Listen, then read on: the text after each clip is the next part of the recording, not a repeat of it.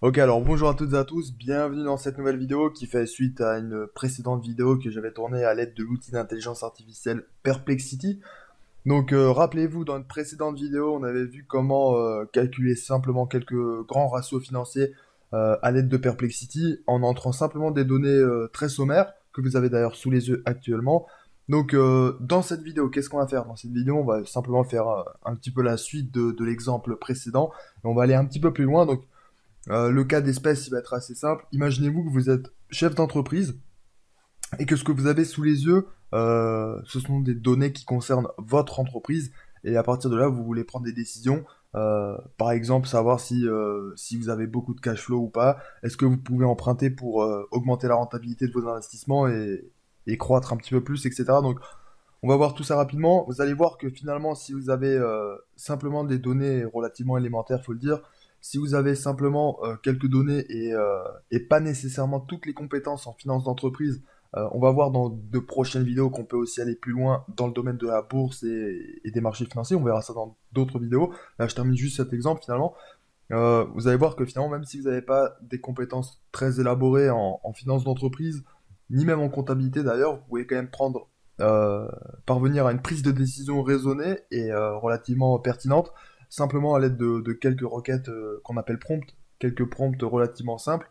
Donc dans cette vidéo, ce que je vous propose, c'est de déterminer, tout simplement de faire travailler un petit peu plus l'intelligence artificielle, en partant de l'exemple d'une des précédentes vidéos, euh, donc l'exemple que vous avez sous les yeux actuellement. Et puis ensuite, à la fin, on va faire quelques prompts, enfin même tout de suite rapidement, et on va déterminer si on génère beaucoup de cash flow ou pas, par exemple, avec ces quelques données de bilan que vous avez sous les yeux. Euh, et puis, si vous avez la possibilité potentiellement d'emprunter par rapport à ça. Donc là, à titre de rappel, dans cet exemple, on a 15 éléments du bilan, donc du bilan d'une entreprise fictive, d'ailleurs des éléments qui sont eux-mêmes fictifs, générés d'ailleurs fictivement par l'intelligence artificielle. Donc du coup, il y a absolument rien de réel, mais néanmoins, la logique, la mécanique reste absolument intacte et la même.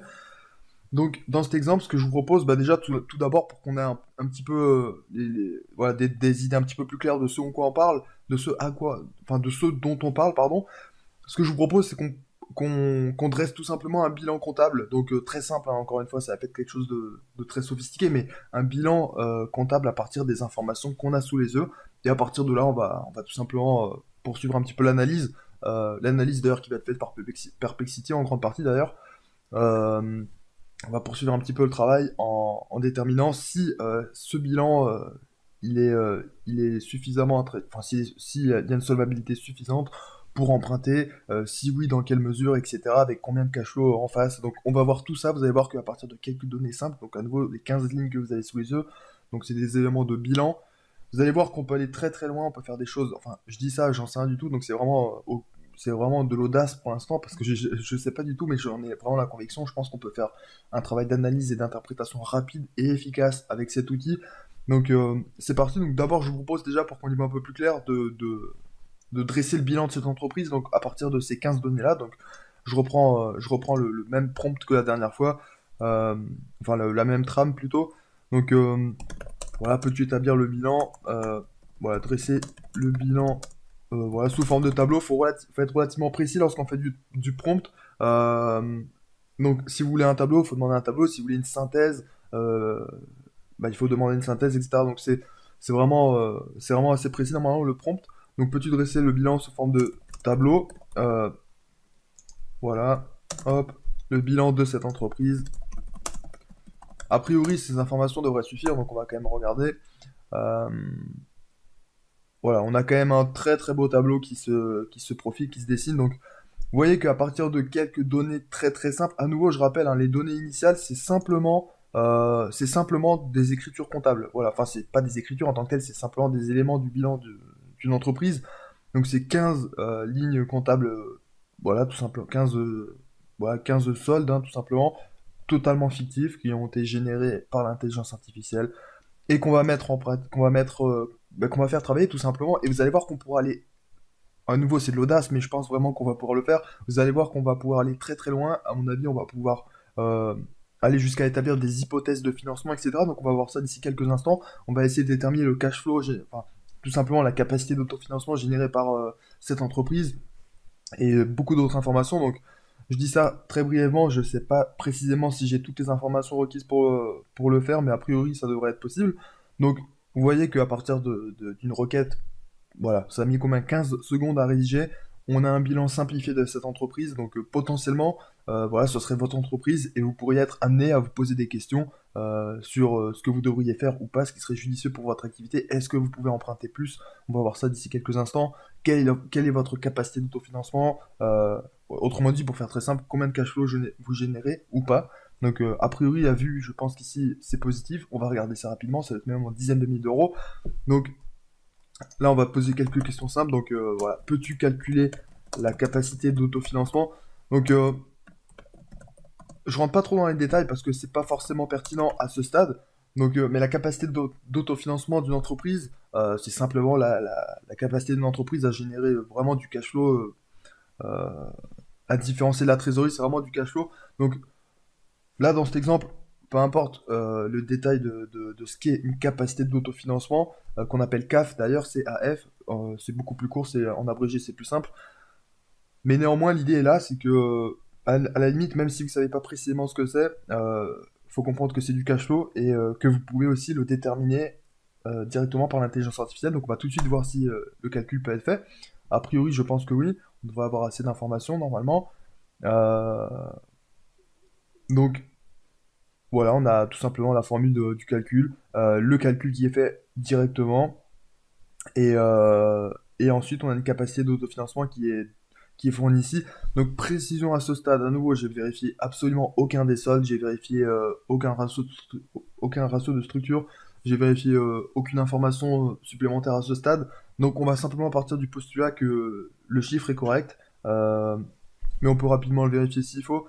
Néanmoins, on va partir de ce principe-là pour avancer un peu dans la vidéo, sans que la vidéo soit trop longue.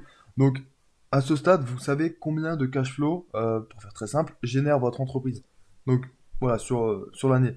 Donc, 54 000 euros, et à partir de là, on va poser quelques questions simples. On va partir du principe que le but, c'est de, voilà, vous cherchez par exemple à, voilà, développer votre activité pour augmenter votre rentabilité. Vous voulez financer, voilà, un accroissement voilà, enfin, plus d'actifs, finalement, un accroissement d'activité euh, par le biais de l'emprunt, par exemple, un emprunt bancaire, pour des questions de rentabilité sur fonds propres, etc. Donc, on va tout simplement demander si c'est possible d'emprunter, voilà, un certain montant, et combien peut être emprunté, par exemple, avec un taux d'intérêt défini sur une certaine période, par exemple. Je ne sais pas si on pourra aller jusque-là, mais on va essayer, on ne sait jamais, euh, parce que potentiellement, il manquera certaines informations, néanmoins.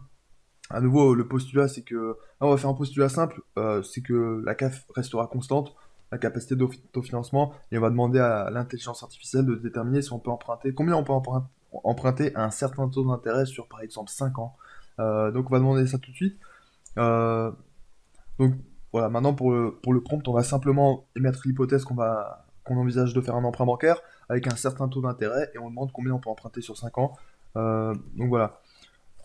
Bon, bah, à l'aide de voilà, de cette CAF, hein, typiquement, euh, combien d'euros, hein, on va faire simple, combien d'euros, voilà, puis-je, par exemple, emprunter sur, voilà, sur, ouais, 5 ans, par exemple, à un taux d'intérêt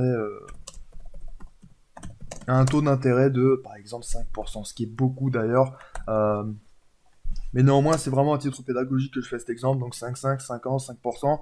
Euh, Sachant qu'ici, probablement, l'intelligence artificielle va pas prendre en compte toutes les données qui sont... ouais, il y a beaucoup d'impondérables qui sont pas quantifiables, comme par exemple les frais de dossier, l'assurance emprunteur, etc. Donc ça, bien sûr, il faudrait donner plus d'informations pour ça, mais on va quand même voir ce qui peut être sorti à l'aide de ça. Donc, rappel, hein, quand même, vite fait, euh, on propose alors, on demande à l'intelligence artificielle, à l'aide de données qu'on a fournies, de calculer la capacité d'autofinancement de cette entreprise. Et à l'aide de cette capacité d'autofinancement, on demande tout simplement, là on rentre déjà dans des informations un petit peu techniques, à l'intelligence artificielle, donc Perplexity, quel montant finalement peut être emprunté sur 5 ans en considérant un taux d'intérêt de 5%. Donc là, on rentre vraiment dans un cas d'usage de ce qui peut être souhaité et recherché en pratique dans la réalité. Donc combien, voilà, en partant d'un certain cash flow généré par une activité, combien on peut emprunter pour rester quand même solvable. Donc là, ensuite, il y a certaines formules finalement relativement simples. Alors d'ailleurs, j'ai fait des vidéos à ce sujet sur les différentes notions élémentaires de mathématiques financières. Donc, alors rassurez-vous, c'est pas des vidéos très complexes, mais juste pour l'anecdote, par parenthèse, si jamais les mathématiques financières vous intéressent et que vous comprenez pas forcément la formule que vous avez sous les yeux actuellement, sachez que c'est pas très compliqué, même si ça en a pas forcément l'air, c'est pas si compliqué que ça. Et il y a des vidéos à ce sujet, donc je vous invite à regarder. J'ai dû faire une playlist mathématiques financières quelque part sur la chaîne, donc n'hésitez pas. Et sinon, vous pouvez me demander également en commentaire si vous avez des questions.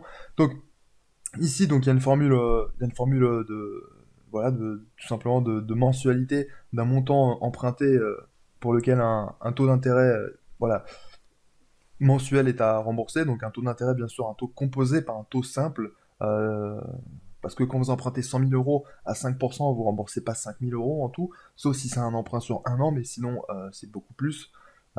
Donc la formule de calcul, elle est telle que vous la voyez sous les yeux. Donc ici, on a une mensualité, un capital emprunté. Nous, ce qu'on cherche à savoir, c'est quel est le capital emprunté. Euh, En tout cas, enfin, tout simplement ce que l'on cherche. Voilà, l'intelligence artificielle précise que c'est ce que l'on cherche. Au cas où Donc, c'est pour dire à quel point, quand même, c'est sophistiqué. Donc, nous, on va chercher la variable le k, qui va être très vraisemblablement isolée dans l'une des prochaines formules. Donc, à titre de rappel, le cash flow de l'activité, c'est 54 000 euros. Euh, Ça n'a pas été vérifié, mais c'est un postulat, encore une fois. Toutes les informations ici, c'est à titre pédagogique. Donc 54 000 euros de capacité d'autofinancement. Donc le cash flow de l'activité de l'entreprise, 54 000 euros sur un an. On part du principe que c'est tous les ans comme ça. Nous, on va chercher le montant qu'on peut emprunter euh, par rapport à cette capacité d'autofinancement qui permet de couvrir l'intérêt. Donc donc voilà, bon, je passe un petit peu les détails, vous pourrez lire, faire pause, lire si vous le souhaitez. Donc là, il y a la brève démonstration de comment on retrouve K, etc. Donc la variable que l'on cherche. Donc nous, on a un taux d'intérêt de 5% et N égale 5 ans. Donc beaucoup plus, c'est 5 fois 12 en mois, mais c'est 5 ans en tout. Et donc on a K égale, donc je passe vraiment le détail de l'explication mathématique, on a 234 000 euros.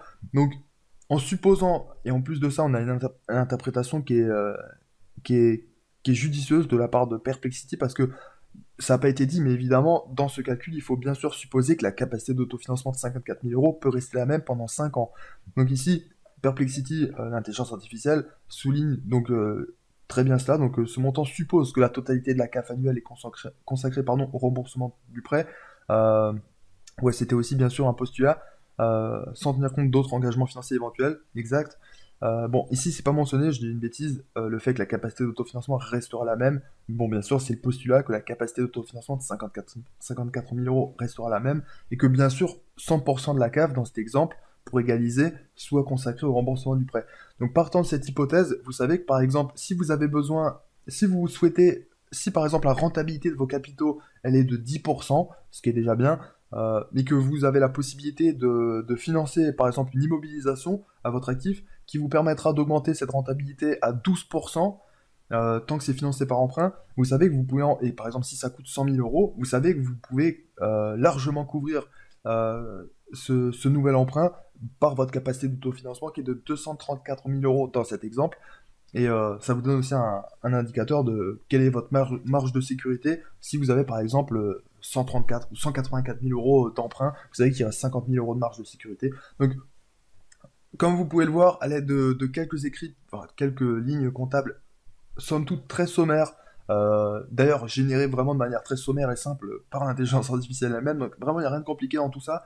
Euh, à partir de cela, vous avez déjà pu déterminer si oui ou non vous pouviez à long terme vous endetter auprès d'organismes de financement bancaire pour développer votre activité et croître, etc. Donc bref, comme vous le voyez, sans entrer dans les détails, le Perplexity, tout comme ChatGPT, Perplexity c'est très bien aussi, c'est assez édulcoré en termes de réponse et d'analyse. Vous voyez que vous pouvez déjà aller très très loin et déterminer à la fois, donc là on est vraiment sur une approche microéconomique, on n'est pas en train de choisir dans quel marché investir en bourse, par exemple. On n'est pas sur une approche macroéconomique. Là, on est vraiment sur du micro-micro. Là, on est à l'échelle d'une entreprise, fictive certes, mais à l'échelle d'une entreprise. Et on se pose la question si il faut investir ou pas dans cette entreprise en partant de données voilà, qu'on avait intégré au logiciel. Donc, comme vous le voyez, c'est un outil formidable d'aide à la décision, de prise de décision. Euh, Précision rapide quand même, il n'y a aucun des chiffres qui a été vérifié, donc la véracité des chiffres, je ne peux pas la garantir à ce stade, mais vous pouvez bien sûr calculer ça de votre côté. Euh, Néanmoins, ce qui paraît vraisemblable, c'est que tout ce qui concerne les calculs de mathématiques financières, etc., c'est vraisemblablement correct. À la limite, la vérification, elle se ferait potentiellement davantage sur voilà, la capacité d'autofinancement et comme dans ce qu'on a vu dans les vidéos précédentes, potentiellement sur le besoin en fonds de roulement, le fonds de roulement, la trésorerie nette. Euh, donc voilà, j'ai rien vérifié de tout ça, mais vraiment ici le but de cette vidéo c'est de présenter par un exemple pédagogique tout ce qu'on peut faire à l'aide de l'intelligence artificielle et à quel point on peut avancer également en matière de prise de décision, y compris de prise de décision pardon, relativement complexe, entre guillemets. Euh, donc voilà, dans les prochaines vidéos, alors pas forcément la prochaine, mais en tout cas dans les prochaines vidéos, il y aura à nouveau, parmi toutes celles qui vont arriver, il y aura également de nouvelles vidéos à l'aide de l'outil Perplexity.